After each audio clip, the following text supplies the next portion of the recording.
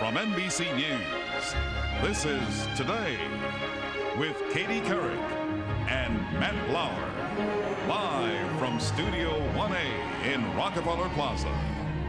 And how to give your mom one very sweet Mother's Day in Today's Kitchen, right after this.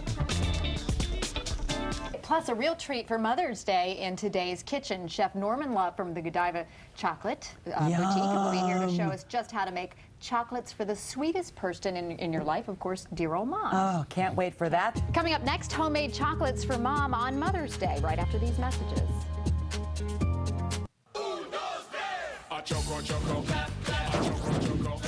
This morning in Today's Kitchen, making Mom's Day a real treat with homemade chocolate. In addition to the studies on the healthy benefits of eating chocolate, we know one thing is true.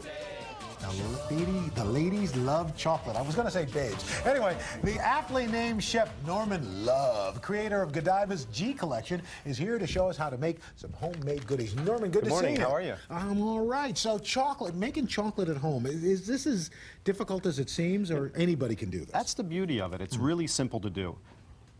Anybody that enjoys making chocolate can go to their local candy store supply and purchase molds, inexpensive molds, and in fact either a gourmet store or the candy supplier purchase the chocolate. So it's available, readily available. So now we're making a peanut butter and jelly chocolate?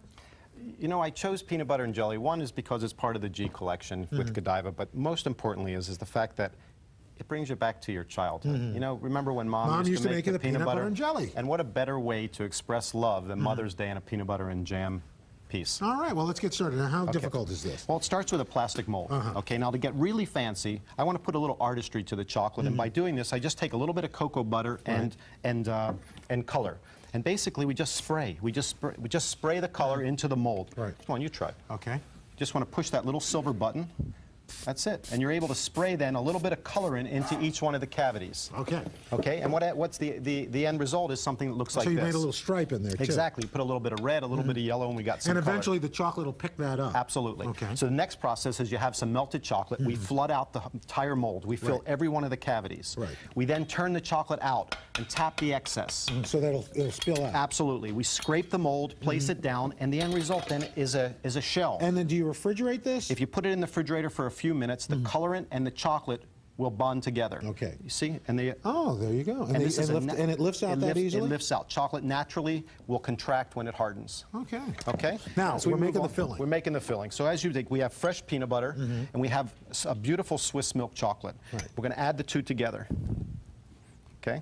And it's this simple. You can purchase your favorite creamy, smooth peanut butter. Could you use chunky? You can. If you like some texture in it, why not? That would be an interesting texture in your mouth. It would be great.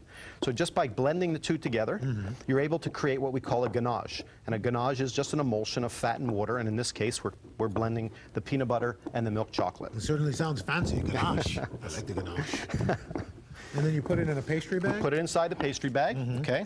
Now, in addition to that, we need the jam, peanut butter and jam. So you could you could do a homemade jam if you wanted to get really fancy. If you wanted to get fancy. And in this case, it's made with fresh raspberries, fresh strawberries, vanilla bean. It's really a delicious fresh raspberry, all-natural jam. Or you can purchase your favorite at the store. Okay. They're both put into the bag. Right. Okay, the next thing we're going to do is we're going to clip off the end of the bag and just basically take the shell, and we're going to put a little bit of jam, about 1/3 of the cavity with jam. You want to put some of those in there for me?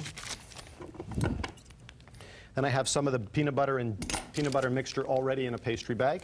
That's perfect. Excellent. Did you do this before? Never. You do a good job. Well, not with candy.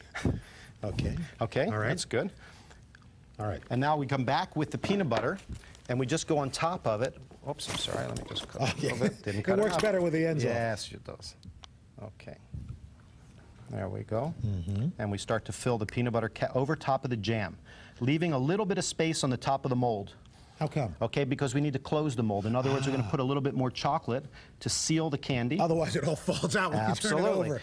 That's a little messy. That's it. So, as you see, I have a mold that's completely filled, both with jam and peanut butter. Then we take a little bit of melted milk chocolate, and just by covering the surface of these molds, we actually close and seal the bottom of the candy. Okay? So just with a little bit of melted chocolate. And would you put that back in the fridge? Goes back in the refrigerator. And then this is the finished product? Yep. Oh, yep. Do I turn it over? Yep. Okay. Here we go. I'm going to just turn one shot. And Ta-da! And all the candy. Okay, where's our chocolates. moms? Where's our mom tasters? We're gonna bring them in a little bit. Okay. So I want to try this right here. Yeah, you have to Norman try. Love. That is good. We're going to be back with more of our chocolate peanut butter sandwich right after this. But first, this is Today on NBC. Chocolate milk bars, there's so much variety.